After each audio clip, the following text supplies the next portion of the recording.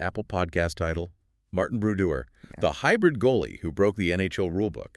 The deep dive. Dive into the legendary career of NHL goaltender Martin Brodeur. We unpack how his unique hybrid style, unparalleled puck handling, and role as a third defenseman in the New Jersey Devils trap system forced the NHL to rewrite its rulebook.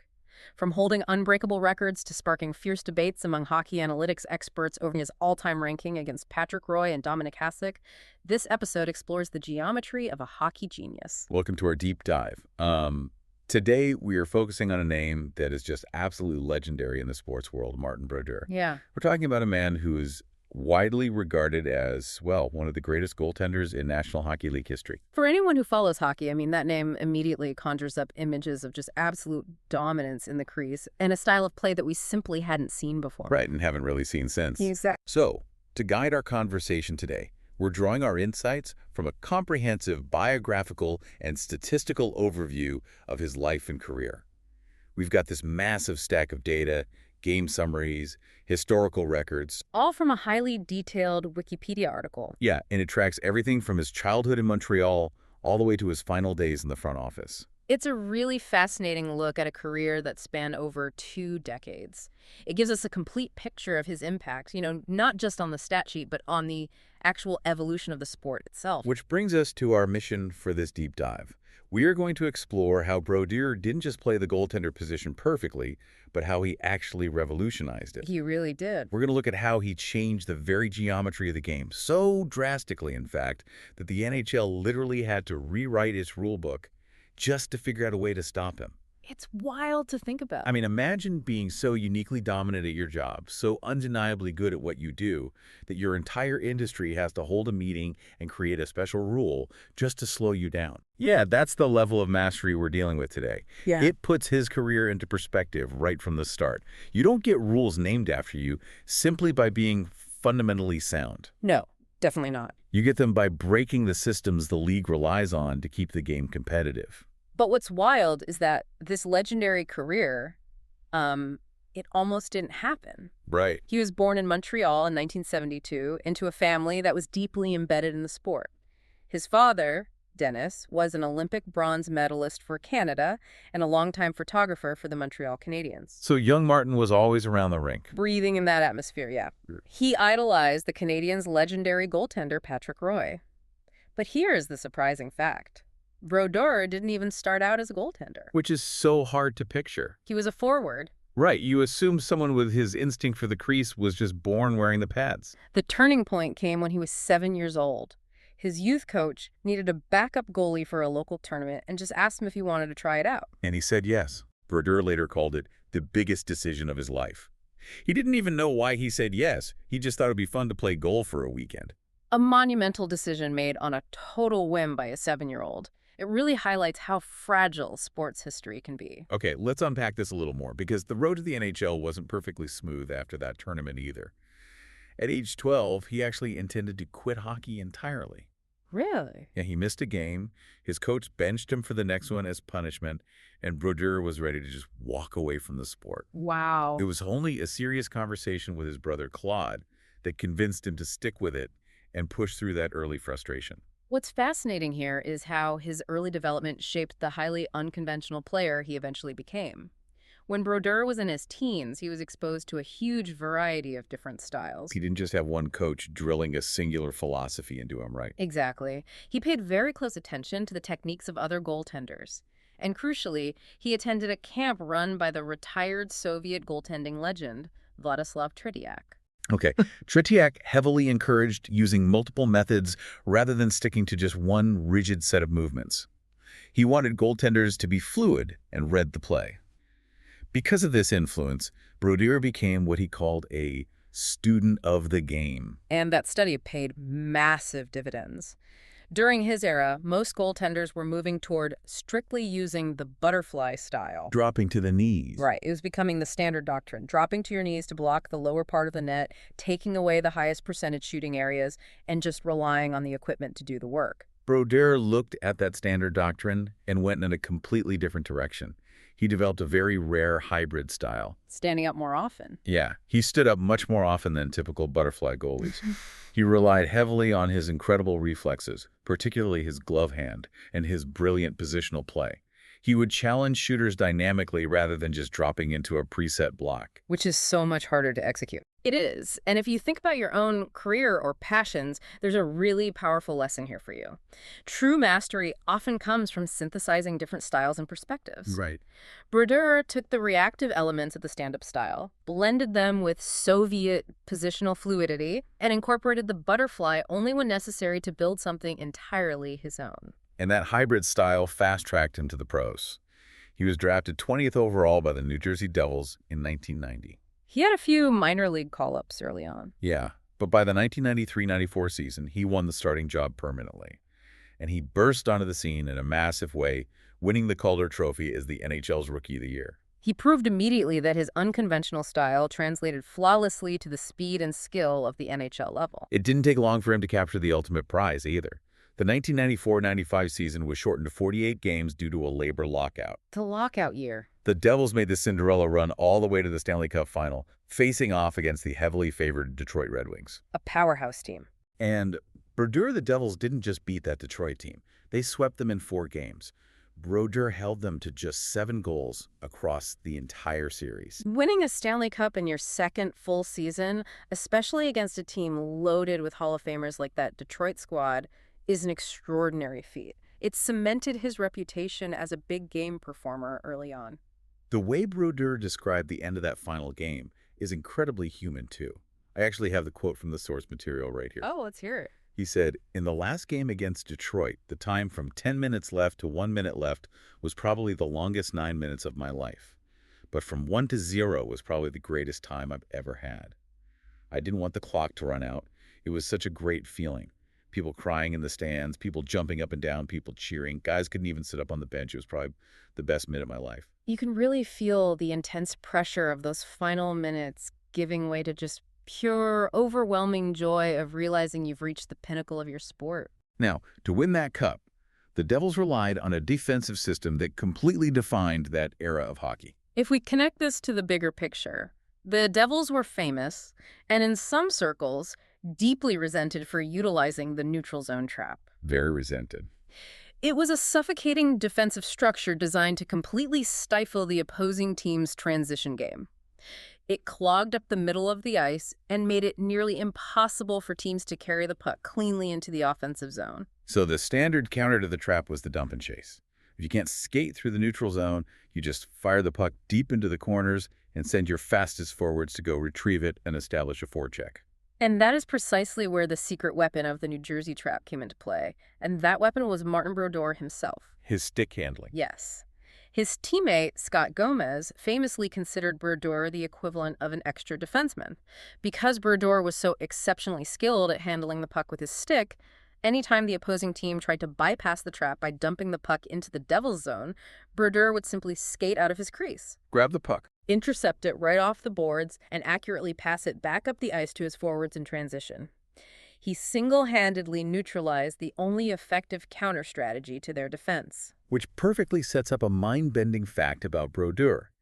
Goaltenders are supposed to stay in their net, stop pucks, and leave the offense to the skaters. That's the job description. But Brodeur is the only NHL goaltender in history to score 3 career goals.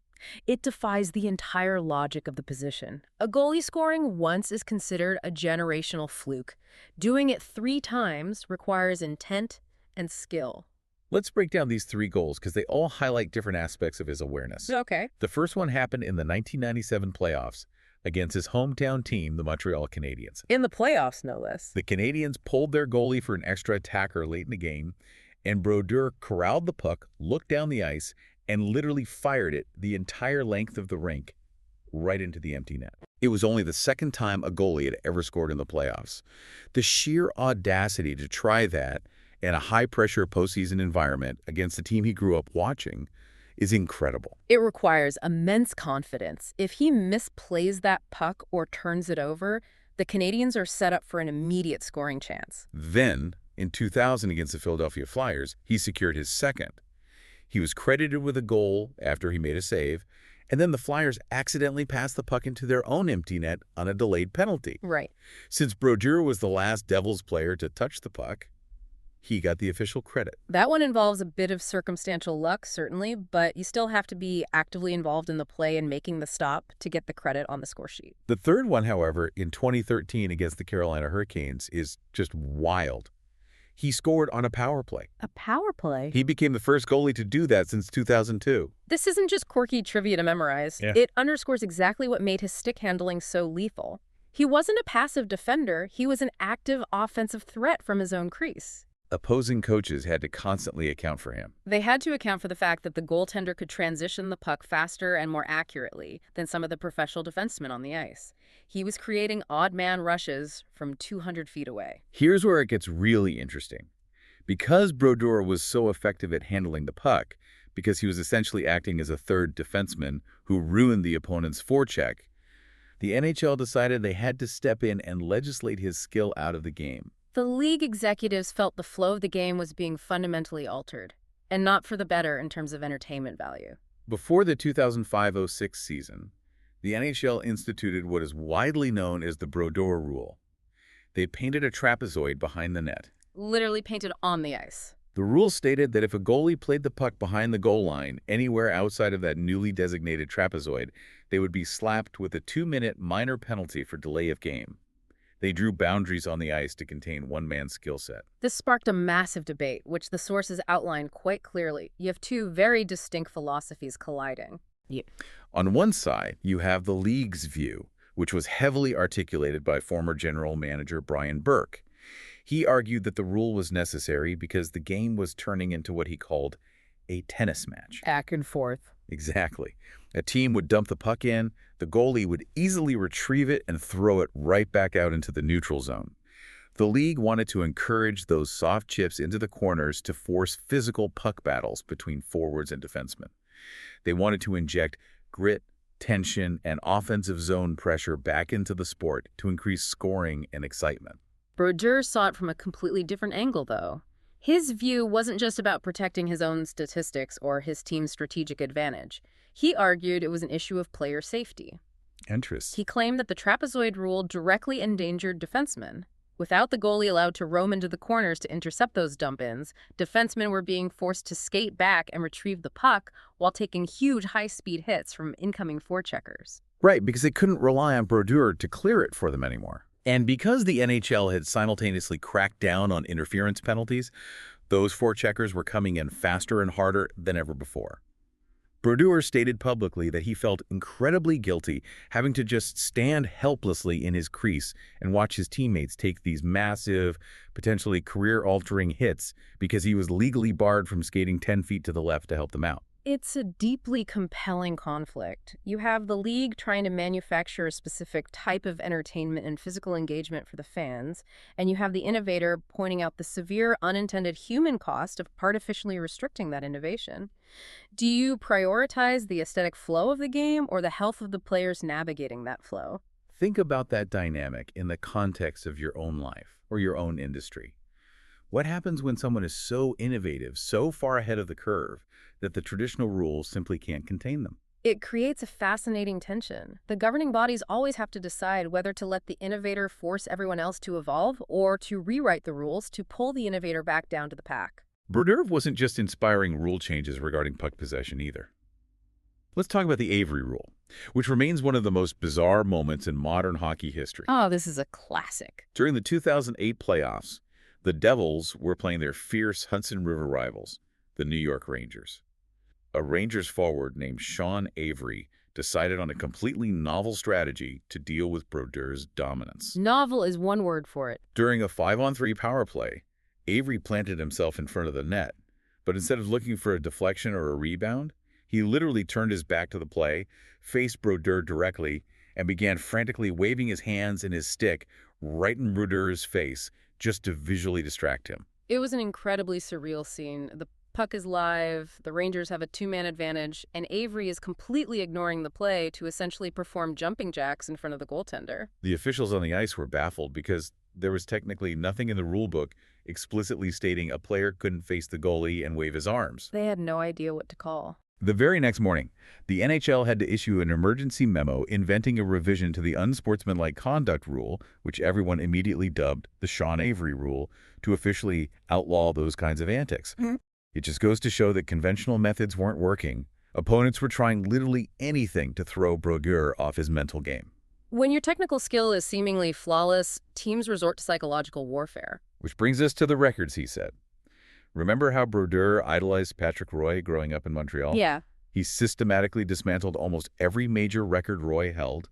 In March 2009, he passed Roy's all-time win record, capturing his 551st victory. The final staggering numbers from the source material are almost difficult to comprehend when you consider the physical toll of the goaltending position. Go ahead, lay them out. Brodeur retired with 691 regular season wins. That is the most in NHL history by a massive margin. He recorded 125 shutouts, absolutely shattering the previous legendary record of 103 held by Terry Sawchuk. He played in 12,266 games, which is more than 200 games above any other goaltender to ever lace up the skates. The consistency required to hit those numbers is just wild. He won at least 30 games in 12 straight seasons. He remains the only goaltender with 8 40-win seasons. And across that massive, sprawling career in New Jersey, he had only one single season where he posted more losses than wins. It speaks to a level of durability and endurance that we may never see matched, especially with modern load management strategies where teams rarely play their starting goalies for more than 55 or 60 games a year. So what does this all mean for his final chapter? The twilight years of his career were an interesting transition. He stayed with the Devils for a long time, eventually sharing the net with Corey Schneider, as his own numbers naturally began to dip below the league average due to age. Right. In the summer of 2014, after 21 years in the New Jersey organization, he decided to test free agency. He ended up signing a tryout and then a one-year deal with the St. Louis Blues because their starter, Brian Elliott, was injured. Seeing him in a Blues jersey for those few games was certainly a jarring visual for hockey fans accustomed to seeing him in Devils red and black. He only played 7 games for St. Louis before deciding to officially retire in early 2015. He immediately transitioned into their front office as a special assistant to the general manager, though he eventually made his way back home to the Devils organization as an executive vice president of hockey operations. We also shouldn't overlook his international play when evaluating his entire body of work. True. While he didn't play in the 1998 Olympics, he took over as the starter in the 2002 Salt Lake City Games and led Team Canada to a gold medal, ending a 50-year gold medal drought for the country. He won another gold medal with Canada in 2010 in Vancouver, sharing duties with Roberto Luongo under immense pressure on home soil. 2 Olympic golds to go with 3 Stanley Cups, 4 Vezina trophies as the league's top goalie, and 5 Jennings trophies for fewest goals against. This raises an important question, though. With a resume overloaded with hardware and all-time volume records, is Martin Brodeur the undisputed greatest goaltender of all time? That is the ultimate debate in hockey circles, isn't it? It is, and the sources show a real split in how his legacy is analyzed by historians versus modern statisticians. On one side, you have traditional writers like Steve Politi, who point to Brodeur's sheer longevity, his durability, and his massive win totals to declare him the absolute best ever. Makes sense. Politi notes that Brodeur played 70 or more games in 12 different seasons. Patrick Roy never did that once. The argument is that availability and volume over 2 decades is the ultimate metric of greatness. But the modern analytics community has a very different read on those numbers. They do. A deep statistical analysis by Chris Boyle actually placed Brodeur 8th on the all-time list, which sounds blasphemous to some fans. 8th? Yeah, Boyle's argument hinges on context. He argues that Brodeur's incredible teammates, specifically Hall of Fame defensemen like Scott Stevens and Scott Niedermayer, combined with that stifling trap defense, artificially inflated his numbers. I see. Analytics suggest that goaltenders like Dominik Hasek or Patrick Roy faced far more high-danger unblocked shot attempts than Brodeur ever did. The argument is that when you adjust for the team systems in front of them, Hasek and Roy had superior individual statistics in their peak seasons because they had a much higher degree of difficulty per shot. It's a classic system versus individual brilliance debate. Does a goalie get penalized historically because his team played perfect defense, or do we acknowledge that his puck handling is what made that perfect defense possible in the first place? That's the crux of it. But what the sources make abundantly clear is this. Whether you side with the traditionalists and rank Martin Brodeur first, or you side with the analytics and rank him eighth all time, his impact on how the game of hockey is played remains completely unmatched. Neither Hasek nor Roy forced the league to rewrite the rules of engagement. That is the perfect way to summarize it.